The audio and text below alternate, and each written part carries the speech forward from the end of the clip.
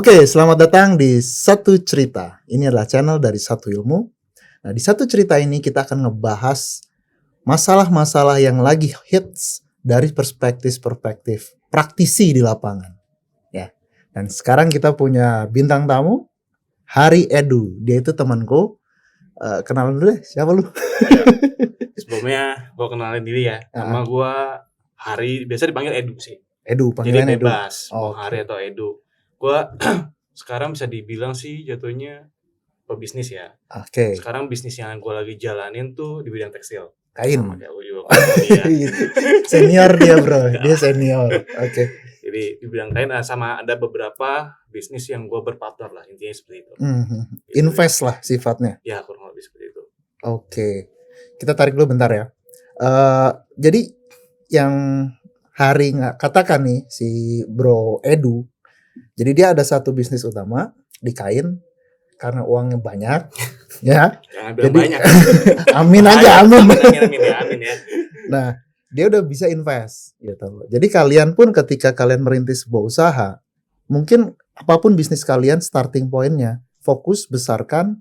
Ketika sudah banyak, kalian diversifikasi dengan invest. Kira-kira gitu ya. Iya.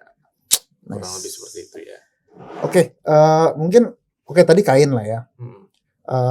Mungkin sekarang kita langsung to the point aja karena aku bikin podcast ini kayak lebih kita spesifik aja deh materinya apa sih gitu. Nah, sekarang kan lagi ngehits nih Indomie versus mie gaga. Ya kan? Jadi gini, konteksnya itu banyak yang bilang oh sadis yang Indomie nih gitu ya.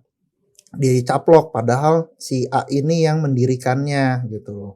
Akhirnya dicaplok. Banyak lah isu-isu yang beredar ya. Tapi yang gue tahu itu karena si A ini foundernya Indomie itu kesulitan keuangan saat itu. Dan akhirnya dia menjual. Nah, tapi katanya di konten tersebut itu tidak adil. Ada unsur manipulasi. Seperti itu. Nah, perspektif lu dalam bisnis itu kayak gimana nih? Menurut gue ya dalam bisnis ya, ini kan baru terekspos kan sekarang ini ya. Ya, baru sekarang. Kejadian padahal udah lama. Bener, udah lama. Kenapa baru diekspos sekarang? Kalau menurut gue sebagai pebisnis, teknik marketing dari mie gaga. Oke. Gitu. Jadi, lu mungkin tahu mie gaga, tapi mungkin apa pernah coba? Banyak orang yang tahu tapi belum tentu mencoba. Benar. Dengan ditariknya isu ini, kita nggak tahu siapa yang tarik. Bisa aja tim marketing tanda kutip atau siapa. Benar. Dia tarik isu itu untuk orang-orang jadi tahu. Oh, jadi gue kasihan nih, penasaran. Kayak apa sih pendirinya aja dia bikin nama mie gaga, berarti mie-nya mungkin lebih enak daripada Indomie. Ya, akhirnya banyak orang yang mencoba. Benar. Jadi next ke depannya gimana dia bisa menstabilkan bikin pasarnya bisa selevel lah setidaknya. Benar juga sih. Soalnya yang kan gue sebelum ini gue cari ya gitu. Dari pihak mie gaga pun juga nggak berani ngomong. Iya. Ya kan dia bilang nggak bertanggung jawab gitu. Nah, justru kalau gue malah berpikir bisa jadi nih ada pemain yang lagi mau nyerok nih. Ya, maybe. Nyerok dalam artian sahamnya ini. Ya. Indomie. Kan turun tuh valuasinya 5 triliun. Jepret, serok. Lagi. Tapi kalau perspektif lu lebih dari mie gaganya ya? Ya kalau dari gue sih lebih ke sana ya. Gue lihat mungkin dari teknik marketing dia atau mungkin bisa dia plus minus lah. Jadi plus minusnya keduanya saling menguntungkan. Ya seperti itu bilang, yang kedua berarti yang menguntungkan siapa? Ya itu yang nyerok tuh. Yang nyerok dong. Terus ada yang mie gaganya juga dong. Naik juga abis kan? Abis tuh. Ya namanya bisnis tuh semua tidak ada yang pasti. Kalau menurut gua, mereka cara kerja masing-masing punya perspektif pikir masing-masing. I see. Ya itulah ya kita punya persepsi masing-masing lah ya. Gitu karena kan isu yang beredar pun juga kita nggak bisa bertanggung jawabkan ya. Oke, ini jadi perspektif kami nih ya kan dari gue dari Hari kayak gitu. Nah sebenarnya sekarang kita bahas masalah isu yang diangkat itu etikanya gitu loh.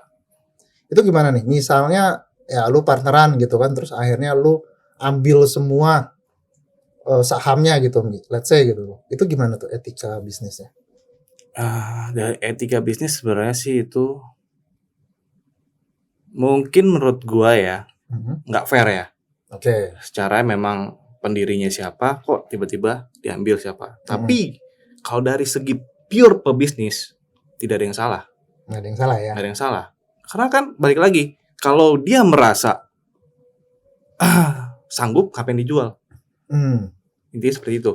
Ya balik lagi ke foundernya masing-masing aja. Kalau dari berbisnis sih menurut gua ya, pure bisnis tidak salah. Tapi kalau dari dia memulai dari pertemanan, ya mungkin itu etikanya nggak ada. Etikanya ya. Ya gitu.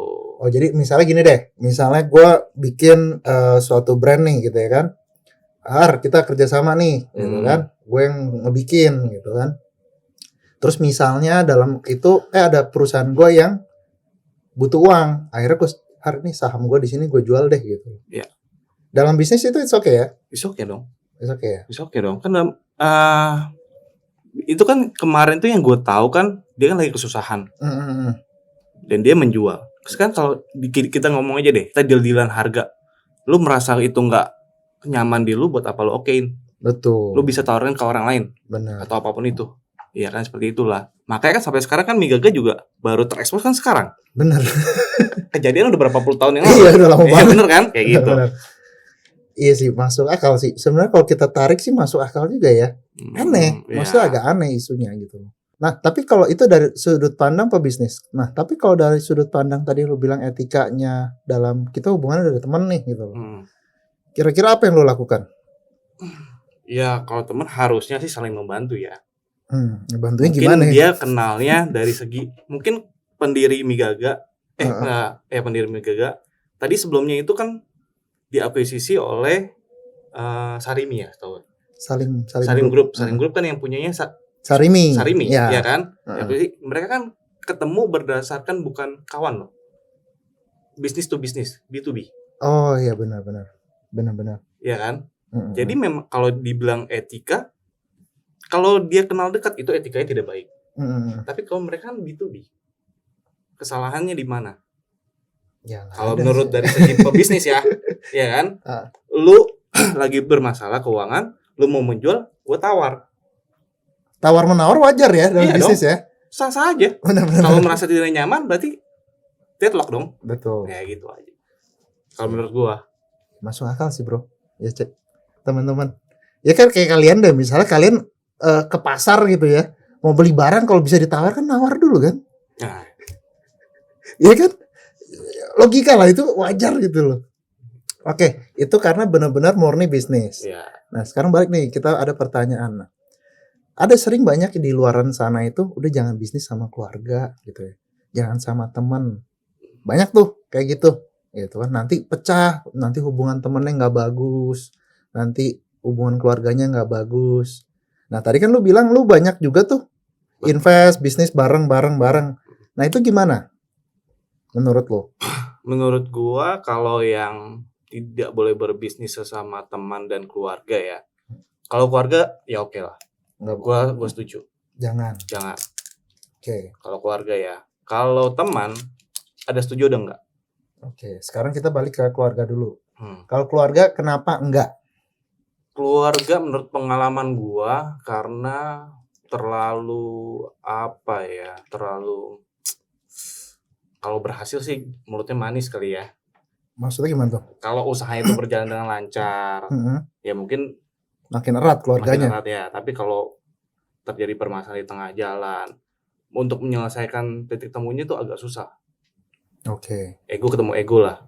Udah gitu juga, apalagi bisnis sama keluarga, tergantung siapanya nih. Kalau yang posisi lebih tingginya, lo misalkan, pasti lo lebih dominan dong.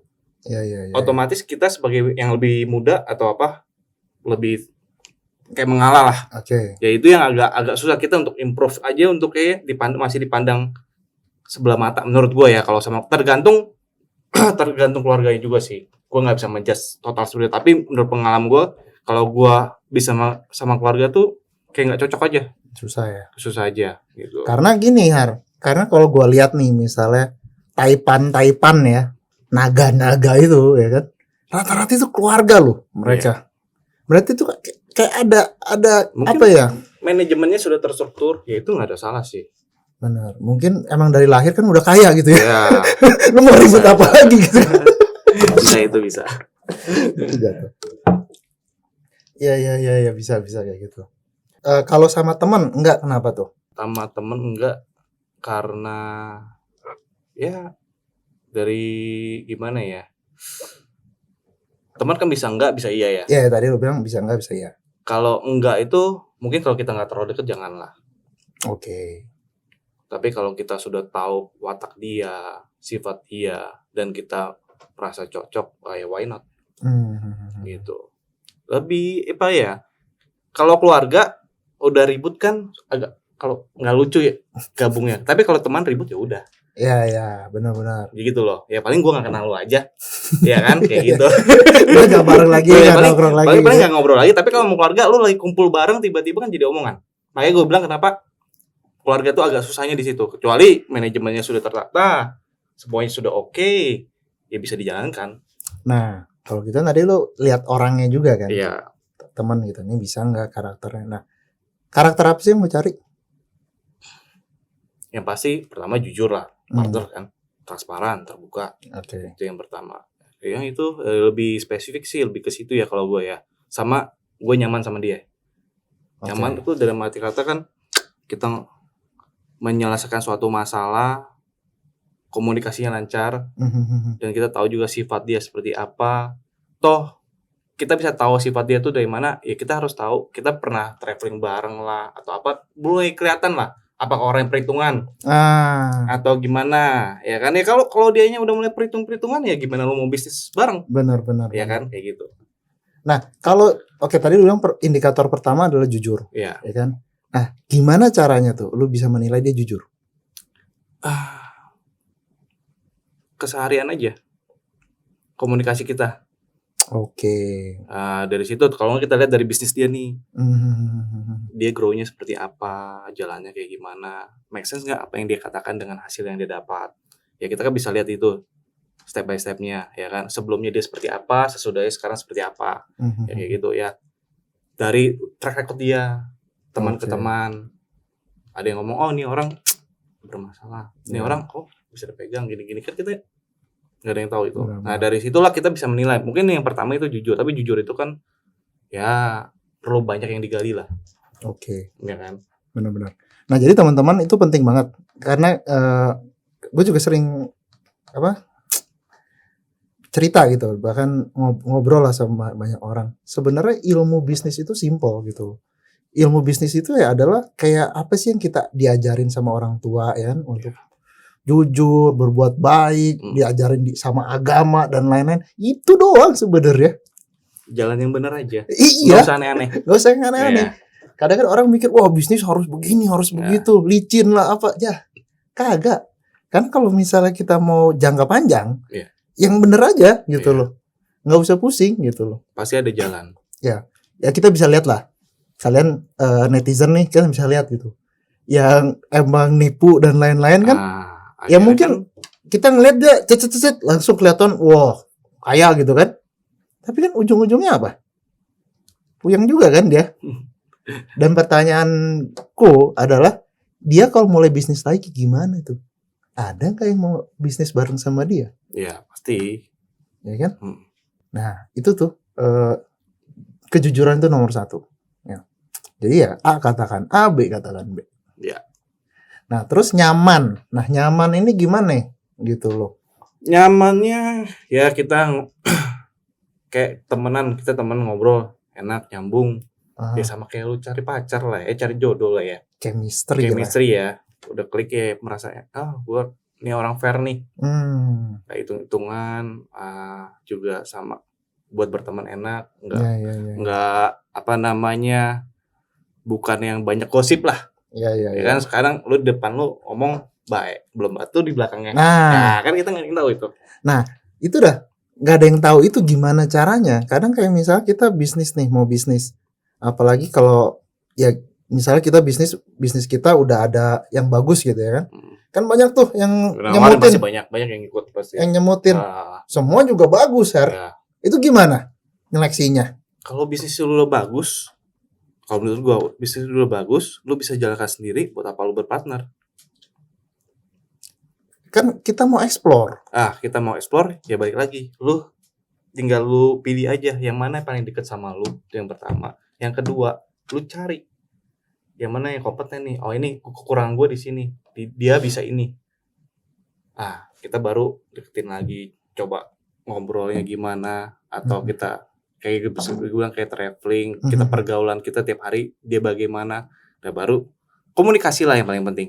Berarti banyakin komunikasi ya. Baru kita bisa mengenal banyak orang. Ya. Lu komunikasi lu kurang, gimana lu bisa tahu cara dia? Bener. Ini kan. Bener. Jadi ada, kalau mungkin teman-teman ada yang tahu ngikutin aku, kan aku ada bikin banyak usaha gitu ya. Itu ada kayak rumus tidak pasti yang aku lakukan. Itu fokus di 3 bulan awal. Bener-bener total. Jadi kalau kayak teman-teman kan pernah lihat aku tuh, kayak gue nih kan ke Bali kemarin 2,5 bulan tuh. Itu total bangun laser hair removal. Laser hair removal di situ benar-benar komunikasi intens sama tim awal segala macam. Jadi saling kenal gitu. Ya. Kadang kan kalian nih pengusaha gitu, ya udah bikin gini-gini tinggal gaji aja karyawan gini-gini, kalian nggak perlu komunikasi. Susah kayak gitu. Kadang banyak kayak gitu loh. Ya karena orang mungkin dia terlalu sibuk, ya gue taruh duit aja lah, nggak mau pusing. Ada yang seperti itu kan? Nggak salah sih. Gak salah investor jatuhnya. Ya, gue nggak mau pusing lah, gini-gini. Tapi kan di lapangannya ya bisnis yang maju tuh semua bisnis bagus. Benar, sepakat. Tergantung siapa yang jalanin. Yes. Business is Business is not about the gun. It's all about the man behind the gun. Bikin kuat tuh. Oke, nah itu indikatornya ya. Jadi pertama jujur kita cari, dan kedua itu kita harus nyaman. Dan caranya untuk menilai itu adalah perbanyak komunikasi, hubungan sama dianya kan. Sama tadi lu bilang ada mention cara triknya traveling bareng. Ya itu salah satu ya, kan kita bisa tahu tuh keseharian kita barengnya kayak gimana seharian tuh. Cara dia nge-treat orang, pelayan atau bagaimana, kan ketahuan. Ya benar-benar hal kecil ya kita hal kecilnya lu jadi tahu, oh nih orang begini nih, oh nih orang kayak arogan. Nah kan kita bisa tahu. Benar-benar. Nah dari situlah baru kita bisa menilai, oke nggak nih, apakah misalkan kelihatan tegas atau enggaknya. Benar-benar. Oh nih orang tegas juga, boleh juga dia untuk jadi di lapangan atau apa, ya kan? Benar-benar. Gitu. Kita namanya berpartner, kita harus cari sesuatu apa yang nggak punya di kita. Betul, sepakat. Jadi di suatu saat kita ada perlu apa, kan kita ada backup ya. Benar. Gitu. Jangan yang sama. Ya. Puyeng bareng loh. Ya benar, itu sepakat sih aku juga. Kita cari partner itu yang saling melengkapi gitu loh. Jangan cari yang sama gitu loh. Kacau.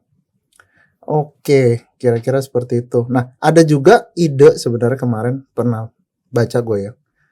Mungkin ini buat yang ini ya, yang minum ya, yang minum alkohol gitu loh. Jadi ajak itu minum sampai dia mabok, gitu. Kadang rata-rata gitu ya, yang mabok itu ketika udah benar-benar tipsi ya, benar-benar jujur, dia ngomong tabiatnya itu los gitu loh. Jadi itu gunanya entertain. Paham. Makanya kenapa bisnis-bisnis yang bikin klub, lounge itu laku ya, karena itu ya. Untuk nyaring ya, kita lihat nih orang kayak gimana sih. Paham. Sip. Nah, kalau gue malah sempat dulu mikir, kan gue juga suka naik gunung ya. Kemarin sempat nggak jadi tuh, tadi mau ke Kerinci karena ya itu ada problem di yang di Bali, bikin laser hair removal itu jadi extend. Nah, kalau dulu di gunung itu kan kita naik tim kan, 4 orang atau 8 orang, 6 orang gitu. Di situ juga kita bisa nilai itu orangnya yang kayak gimana nih, dia yang egois kah, yang apa. Karena posisinya naik gunung nih gitu loh, benar-benar capek, semua capek gitu loh. Ya itu bisa. Keren juga, tapi agak susah. Karena buat ngajak orang buat naik gunung itu, satu orang tuh mesti staminanya. Nah itu dah. Ya kan? Itu mungkin agak susah ya. Susahnya saya. Nggak semuanya sefrekuensi lah. Benar. Tapi Kalau coba lu ajak Bali yuk. Kita party, mungkin kan beda. Bener. Malah ada temenku, dia juga punya banyak perusahaan di Jogja, biasa di Jogja. Dia tuh cerita pas awal-awal dia banyak ngebangun perusahaan awal dia. Itu mereka fokusnya misalnya satu perusahaan, sewa satu rumah, dia tinggal di situ juga. Sebulan 2 bulan bareng tim awalnya. Jadi bener-bener total, main game bareng, apa bareng, jam kerja bareng. Jadi dia kayak gitu kerjaan dia tuh. Nah itu namanya Satya gitu. Gue juga banyak belajar sih sama dia. Oh kayak gitu. Dia tuh simple. Manusia itu manusia, dia bilang. Jangan bikin manusia itu robot, beda gitu. Iya. Dia bilang. Memanusiakan manusia. Nah itu Pak Presiden kita. Pak Jokowi. Nah, oke, tadi kan berarti Mie Gaga dan Indomie itu kita berdua ya, kayaknya itu bukan kasus yang inilah ya. Iya. Jadi kalau pertanyaan bagaimana menyelesaikan masalah itu, nah kalau misalnya kita di luar Mie Gaga dan Indomie deh, misalnya tiba-tiba lu ada partneran sama siapa, lu beli sahamnya, dia mencak-mencak gitu loh, dia ngoceh-ngoceh, wah hari gini-gini nih. Nah gimana lu posisi sebagai Salim Groupnya nih, merespon hal tersebut? Kalau gue sebagai Salim Groupnya ya? Enggak, misalnya di case lu deh, lu partneran nih sama siapa, si A, let's say ya kan. Si A ini ya udah jual sahamnya ke lu. Udah deal terus nih. Dia ngomong kemana-mana, wah dimanipulasi sama Hari. Ya, sekarang gini sih ya. Kalau menurut gua, kalau gua posisi itu sah-sah aja, dia yang banyak ngomong gitu nggak ada masalah. Gua bakal diem aja. Toh selama tidak menyinggung terlalu dalam bisnis gua dan tidak begitu pengaruh, kecuali dampaknya besar ya. Dampaknya besar ya gua akan beberkan bukti. Oke. Gitu aja. Nah, kalau sekarang dampaknya menurut masih bisa ditanganin, ya buat apa? Biarkan dia ngomong apa segala macam, biarkan saja. Toh kan sekarang itu yang kita yang pegang, kendali kita yang pegang, ya kan? Dia berkor-kor itu dapatnya apa? Tinggal kita buka aja bukti, dia udah kalah. Kalau memang sesuai dengan bukti aturannya ya. Tapi kalau memang tidak ada buktinya ya susah juga sih. Benar. Ya. Jadi kalau misalnya kita korelasiin lagi nih teman-teman, misalnya tadi kan kalau ada dampaknya kan. Kalau misalnya kemarin kan media kan gitu, ICBP kehilangan 5 triliun. Ya kan, bla bla bla gitu. Coba kalau kita lihat sahamnya kan sebenarnya harusnya udah fluktuatif naik lagi ya. Sekarang udah naik belum? Bentar dulu. Coba kita lihat. Udah naik lagi sih. Nah, bisa aja ya asumsi lu benar. Iya udah naik lagi. Karena emang kuat sih. Ya kan? Indomie bro. Siapa yang makan? Ya kan? Yang beli kan kita nggak tahu. Pebisnis siapa? Iya. Yang ngerok siapa? Kita nggak tahu. Bener. Ya kan? Satu bulan. Oh, mesti buka ini. Tapi sih udah naik lagi sih. Coba gue buka di aplikasi saham. Oke. Nah tapi kalau si Mie Gaga itu juga dia udah ada keuntungan tuh. Pastilah.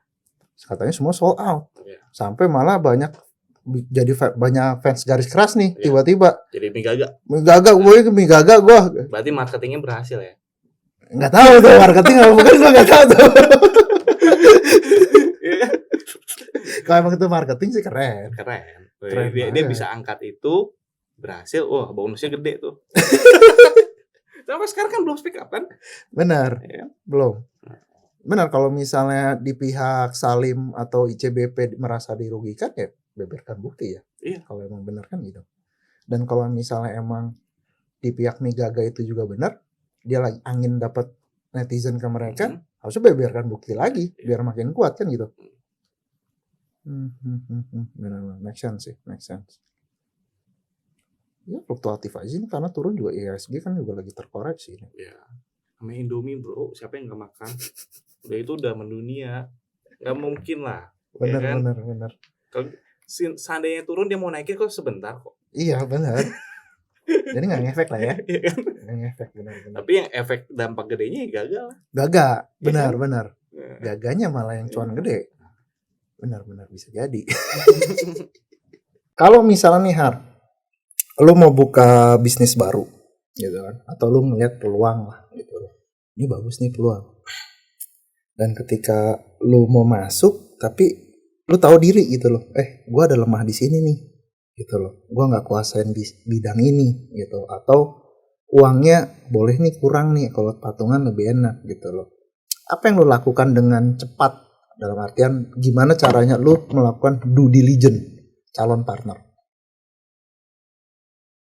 Oke, berarti intinya gue mesti cari profesional dong di bidang ya. Jadi ini bisnis yang udah matang, yang gue udah, iya bisa jadi kayak gitu ya kan, udah matang. berarti kalau yang udah matang, pertama yang gue cari mungkin coba gue lihat orang terdekat gue, teman-teman gue, ada nggak yang tertarik, tapi yang gue udah tahu backgroundnya. Ya kan? Tadi yang jujur sama gitu, enak, nyaman. Itu yang pertama yang gue akan cari. Yang kedua, seandainya itu nggak dapat, gue tetap mau jalan dong. Mau nggak mau gue harus cari partner yang profesional.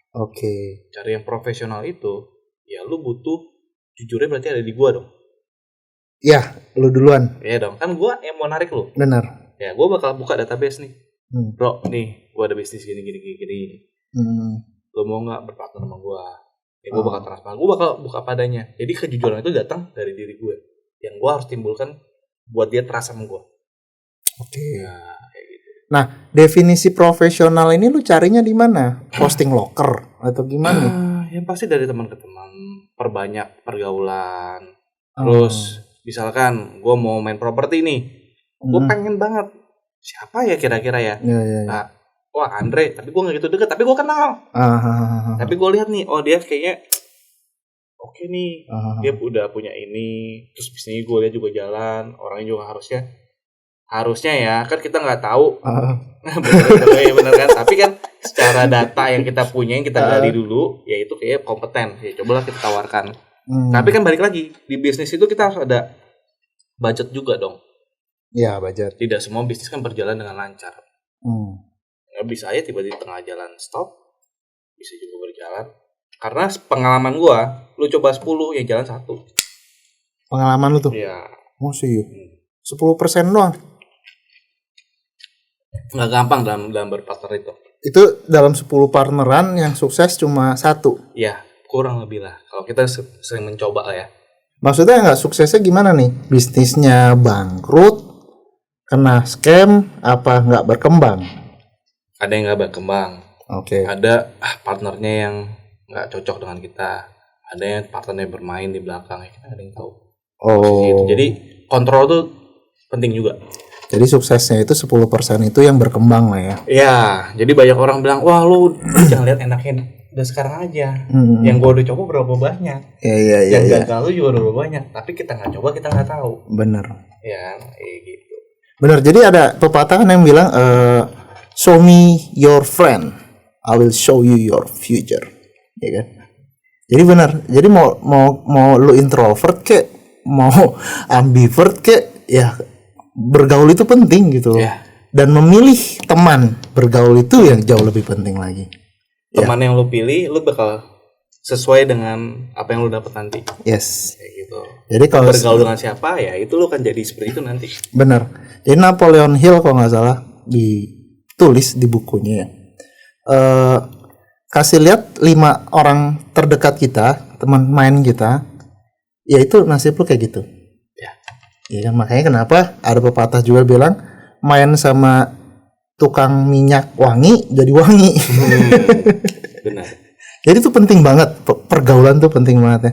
Dan memilih pergaulan yang tepat itu yang lebih penting lagi ya buat teman-teman. Oke deh, kita kesimpulan deh Har. Gue juga nggak mau nih lama-lama podcastnya, takut boring, karena langsung to the point. Hari ini kenapa aku undang, karena dia itu termasuk have been there done that gitu ya, yang udah di lapangan melakukan itu dan sukses. Meskipun ya itu makanya lu share dah di itu deh, biar ilmu lu tuh banyak yang bisa belajar lah gitu loh. Amal lah gitu loh. Oke. Nah, lu kasih kesimpulan gimana caranya cari partner yang tepat dan benar. Kesimpulannya ya, cari partner yang tepat dan benar itu ya kita harus cari chemistry-nya dulu.